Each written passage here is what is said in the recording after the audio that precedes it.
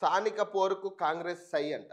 జూబ్లీస్ తరహాలో ఇన్ఛార్జీలుగా మంత్రులు, ఎమ్మెల్యేలు, స్థానిక నేతలకు సమన్వయ బాధ్యతలు, ప్రచార అస్త్రాలుగా పథకాలు, బీసీ రిజర్వేషన్లు.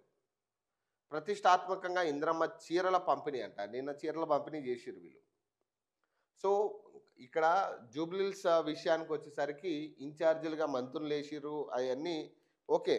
ఇప్పుడు లోకల్ బాడీ ఎన్నికలకు కూడా మంత్రుల్ని వెంటబెట్టుకుని లేకపోతే మంత్రులు ప్రచారం చేస్తే నవ్వే పరిస్థితి వస్తుంది. ఇక ఆఖరికి ఇక దిగజారిన పరిస్థితి అనుకోవాలి మనం. ఇక పంచాయతీ ఎన్నికలకు కూడా మంత్రులు వెళ్ళి ప్రచారం చేసే పరిస్థితి వచ్చిందంటే మనకి, లేదా ముఖ్యమంత్రి కూడా వెళ్తారా? జూబ్లీహిల్స్లో ముఖ్యమంత్రి వచ్చి ప్రచారం చేసినట్టు ఒక వారం రోజులు, మరి అక్కడ కూడా స్థానిక సంస్థ ఎన్నికల్లో అన్ని జిల్లాలకు సంబంధించిన పంచాయతీ, గ్రామ పంచాయతీ పంచాయతీల్లో ప్రచారం చేస్తారా ముఖ్యమంత్రి కూడా? మరి అసలు మంత్రులు ప్రచారం చేయడం అనేది ఇది ఇప్పుడు ఇక్కడ జూబ్లీహిల్స్ ఉప ఎన్నిక, జూబ్లీహిల్స్ అనేది హైదరాబాద్ నడుము ఉంది కాబట్టి, ఈ ఉప ఎన్నిక చాలా కీలకం కాబట్టి, సో ఇక్కడ ప్రచారం చేసుకున్నారంటే ఒక అర్థం ఉంది. ఇక్కడ కూడా ఇంతమంది మంత్రులు గల్లీ గల్లీ తిరగాల్సిన పనే లేదు. నేను ముందుగా చెప్పినట్టు మనం అమలు చేయాల్సిన పథకాలు కరెక్ట్గా అమలు అయితే ప్రజలకి మనం చెప్పాల్సిన అవసరమే లేదు, ఓట్ వేయమని కూడా అడగాల్సిన అవసరమే లేదు. కానీ మనం చెయ్యకపోగా, సో ఇప్పుడు గ్రామ పంచాయతీల విషయంలో ఏంటంటే వాళ్ళకు క్లారిటీ ఉంటుంది పథకాల విషయంలో. ఇప్పుడు సిటీలో కొన్ని పథకాలు ఎవరు పట్టించుకునే పరిస్థితి ఉండకపోయినా గ్రామ పంచాయతీల్లో రైతులు, మహిళలు, సో కూలీలు ఎవరైతే ఉన్నారో కూలీల పరిస్థితి, సో ఇవన్నీ కూడా పరిగణలోకి వస్తాయి. ఇప్పుడు లోకల్ బాడీ ఎన్నికల విషయంలో, అందులో ప్రధానంగా గ్రామ పంచాయతీ ఎన్నికల్లో. సో ఈ పరిస్థితుల్లో ఖచ్చితంగా గ్రామ పంచాయతీ ఎన్నికలు డిసైడ్ చేస్తే అసలు ఒరిజినల్గా ప్రజల మైండ్ సెట్ ఎట్లా ఉంది. ఇక్కడ కూడా కాంగ్రెస్కి వచ్చిందంటే ఇక ఎవరు ఏం చేయలేం. ఇప్పుడు ఇంత నెగిటివిటీ మధ్యలో జూబ్లీహిల్స్ ఉప ఎన్నికల్లో కాంగ్రెస్కి పట్టం కట్టారు. సో అక్కడ ఎలక్షన్ సజావుగా జరిగిందా లేదా అనేది దానికి సంబంధించి మనం గతంలో కూడా మనం మాట్లాడుకున్నాం. సజావుగా ఇక్కడ ఎన్నికలు జరగలేదు అనేది, జెన్యున్గా జరగలేదు ఎన్నికలు అనేది. సో ఇప్పుడు కూడా ఈ లోకల్ బాడీ ఎన్నికల విషయానికి వచ్చేసరికి, అది కూడా గ్రామ పంచాయతీ ఎన్నికల విషయానికి వచ్చేసరికి ప్రజలు ఎట్లాంటి తీర్పు ఇవ్వబోతున్నారు అనేది చాలా కీలకంగా మారింది ఇప్పుడు. ఎందుకంటే గ్రామాల్లో జరుగుతున్న ఎన్నిక అసలు గ్రామ స్థాయిలో ఏ పార్టీకి పట్టుంది అనేది ఇక్కడ తేలబోతా ఉంది. ఇప్పుడు బీఆర్ఎస్కా లేకపోతే కాంగ్రెస్కా లేదా బీజేపీకి వేస్తారా అనేది ఇక్కడ చూడాలి. మరి బీజేపీ గ్రామ స్థాయిలో గ్రామ పంచాయతీ సర్పంచులు నిలబెట్టే పరిస్థితిలో ఉన్నట్టుగా అయితే మాకు కనపడట్లేదు. బీజేపీ వాళ్ళకి జిహెచ్ఎంసీ కార్పొరేటర్ల లిస్టే లేదు ఇప్పుడు ప్రస్తుతానికి. అన్ని స్థానాల్లో 100 స్థానాల్లో పోటీ చేయడానికి వాళ్ళు ఇప్పుడు అభ్యర్థులను ఎన్నుకునే పరిస్థితి, ఎమ్మెల్యే అభ్యర్థులను ఎన్నుకోవాల్సిన పరిస్థితి బీజేపీకి ఉంది. మరి అలాంటి టైంలో మరి గ్రామ పంచాయతీ ఎన్నికల పోటీలో బీజేపీ ఉంటుందా? ఒకవేళ ఉన్న బీసీ రిజర్వేషన్కి సంబంధించి ఇప్పటిదాకా రాష్ట్ర ప్రభుత్వం క్రియేట్ చేసినంతా కూడా కేంద్ర ప్రభుత్వం దీన్ని అడ్డుకడుతుంది. సో అడ్డు వేస్తూ ఉంది. కేంద్ర ప్రభుత్వం దీనికి అడ్డుగా ఉంది కాబట్టి ఈ బీసీ రిజర్వేషన్లు మేము చేయలేకపోతున్నామని ఇక్కడ రాష్ట్ర ప్రభుత్వం ప్రచారంలో పెట్టింది. సో ఈ నేపథ్యంలో బీసీలందరూ కూడా కొంత ఆగ్రహంగా ఉన్నారు బీజేపీ మీద. సో ఇప్పుడు బీజేపీ కనుక పోటీ చేస్తే మరి బీజేపీ కోటేసే పరిస్థితి ఉంటుందా లేదనేది చూడాలి.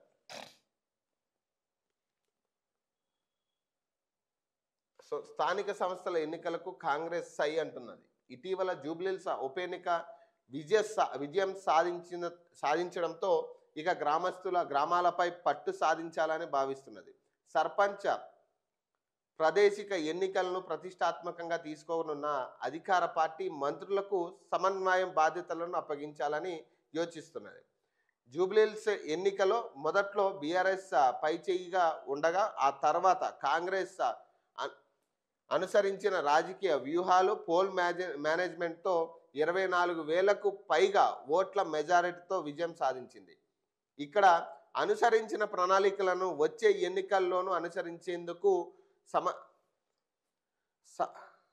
సమాయ సమాయత్నం అవుతున్నది. అలాగే జూబ్లీహిల్స్‌లో ఉన్న 7 డివిజన్‌లో డివిజన్‌కు 2 మంత్రులకు ఇన్ఛార్జ్ బాధ్యతలు అప్పగించడం, వారు ముఖ్య నేతలు, స్థానిక నేతలను, శ్రేణులను సమన్వయం చేస్తూ ఎన్నికల్లో ఓటర్ల వద్దకు వెళ్లడం వంటి ప్రచార కార్యక్రమాలను పకడ్బందీగా నిర్వహించి సక్సెస్ అయ్యారు. అదే స్థాయిలో మంత్రులు, జిల్లా డీసీసీ నూతన అధ్యక్షులతో ఎన్నికల కార్యక్రమాన్ని చేపట్టనున్నట్లు పార్టీ వర్గాలు తెలిపాయి.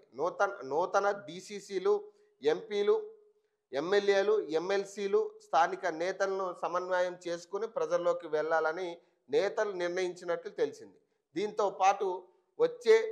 దీంతో పాటు మంత్రులు, సీఎం, టీపీసీసీ, ఏఐసీసీ ఇన్ఛార్జీలు ముఖ్య నేతల ఆదేశాలతో ఎన్నికలకు సిద్ధమవుతున్నారు.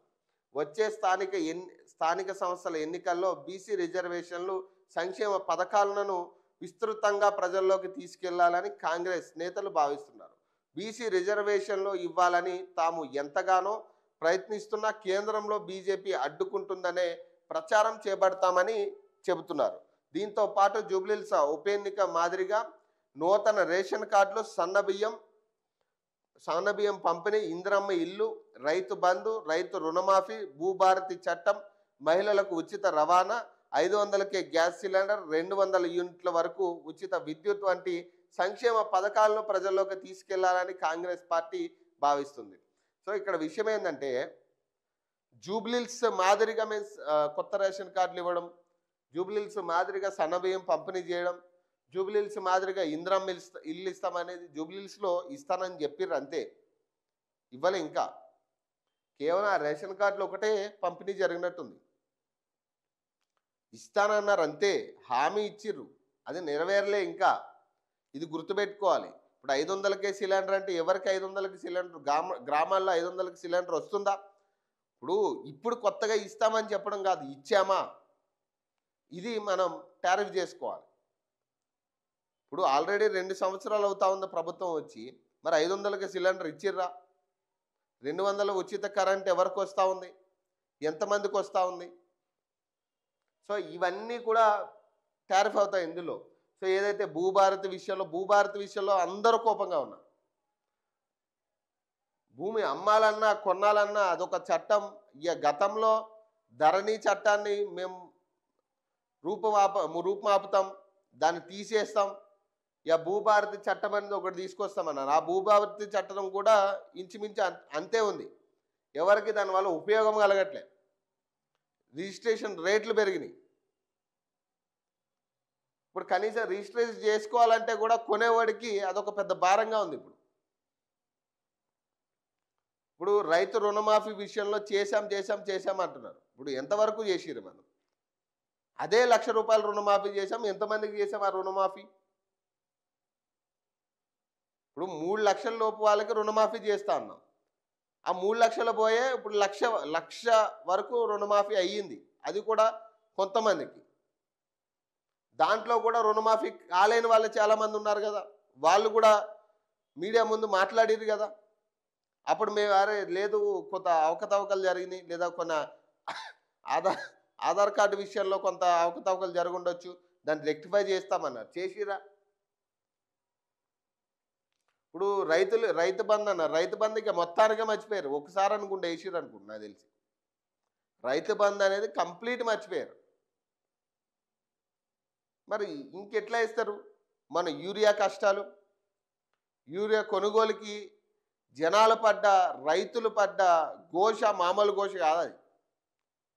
ఎప్పుడు నాకు తెలిసి వాళ్ళ జీవితంలో ఎప్పుడు రైతులు అంత పరిస్థితి చూసుండరు, అంత ఘోషపడ్డారు ఒక యూరియా బస్తా సాధించడం కోసం, ఒక్క యూరియా బస్తా.